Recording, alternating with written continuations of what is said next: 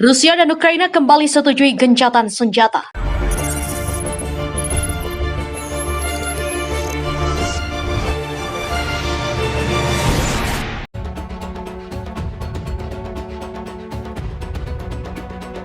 Rusia dan Ukraina telah menyetujui gencatan senjata, memulihkan persyaratan yang sebelumnya pernah diberlakukan pada 2020. Perjanjian ditengahi oleh Organisasi untuk Keamanan dan Kerjasama di Eropa atau OSCE. Politisi senior Ukraina Andriy Kostin memuji kesepakatan itu dan menggambarkannya sebagai langkah signifikan menuju deeskalasi di wilayah timur negara itu. Meski demikian, Kementerian Pertahanan Rusia mengatakan pihaknya masih melakukan latihan militer di daerah tersebut pada Kamis dan Jumat. Ada kemungkinan nyata untuk pertama kalinya dalam waktu yang lama untuk memastikan gencatan senjata di jalur kontak. Ketua OSCE Mikko Kinnunen merilis sebuah pernyataan yang mengatakan bahwa gembira dengan para pihak yang menyatakan tekad kuat mereka untuk sepenuhnya mematuhi langkah-langkah untuk memperkuat perjanjian gencatan senjata 22 Juli 2020. Sebelumnya, Ukraina menuduh Rusia mengirim 100.000 tentara ke perbatasan dalam apa yang diperangkan dan diperingatkan bisa menjadi awal dari apa yang disebut sebagai invasi musim dingin. Para pejabat Moskow dengan keras membantah hal ini meski masih melanjutkan latihan militer di wilayah tersebut. Sebelumnya, Rusia menuntut jaminan hukum agar NATO menghentikan aktivitas militer apapun di wilayah Eropa Timur dan Ukraina. Untuk pertama kalinya, tuntutan ini diajukan secara rinci yang disebut oleh Moskow. Penting untuk meredakan ketegangan serta krisis yang terjadi. Sebelumnya, negara-negara barat menuduh Rusia untuk mengantisipasi kemungkinan invasi setelah membangun pasukan di dekat perbatasan. Meski demikian, Moskow telah membantah merencanakan invasi. Ketegangan Rusia dan Ukraina memang terus meningkat dari waktu ke waktu. Namun, bagaimana nasib penduduk yang tinggal di kawasan perbatasan? Apakah mereka masih bisa hidup tenang dan memang sudah menghilang? Pada siang hari, dia mendengar tembakan, di malam hari terdengar peluru artileri dan mortir muncul di malam hari.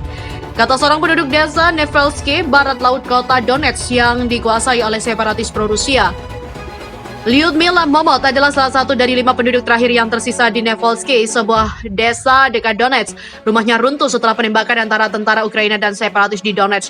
Pada tahun 2014, Donetsk dan Luhansk mendeklarasikan kemerdekaan mereka dari Ukraina dan sangat condong ke Rusia. Ini adalah zona penyangga dan juga pintu terbaik bagi Rusia untuk masuk ke Ukraina jika kedua negara berperang. Semakin buruk hubungan antara Rusia dan Ukraina, semakin sulit hidupnya.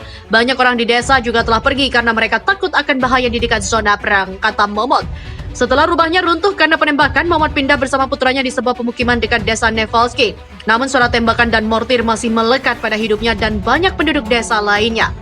Konflik antara tentara Ukraina dan separatis di Donetsk dan Luhansk dimulai pada April 2014 lalu, beberapa minggu setelah Rusia mencaplok Crimea. Ukraina dan Barat juga telah berulang kali menuduh Rusia mendukung separatis di Donetsk dan Luhansk dengan senjata dan amunisi. Rusia membantah informasi di atas dan mengatakan bahwa orang-orang di dua wilayah ini hanyalah bertindak sesuai keinginan mereka sendiri. Sebelum konflik, Donetsk dan Luhansk adalah dua kawasan industri utama di Ukraina Timur.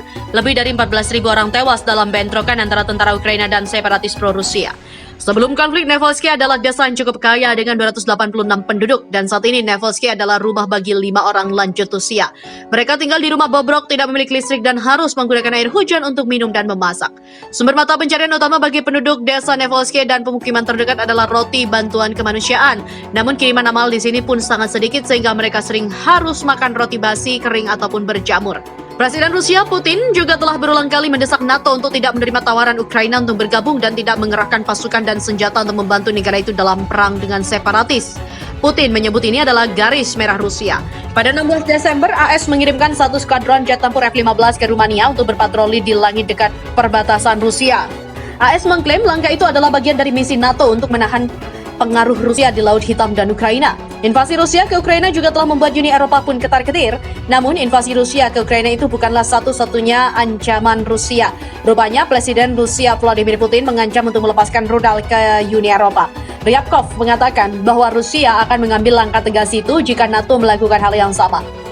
Apalagi rudal nuklir jarak menengah itu bisa menghantam banyak negara di seluruh Eropa. Kepada kantor berita Rusia RIA, Ryabkov tahu bahwa Barat yang dipimpin oleh Amerika Serikat ingin memaksa Rusia bergabung dengan moratorium kekuatan nuklir jarak menengah di Eropa.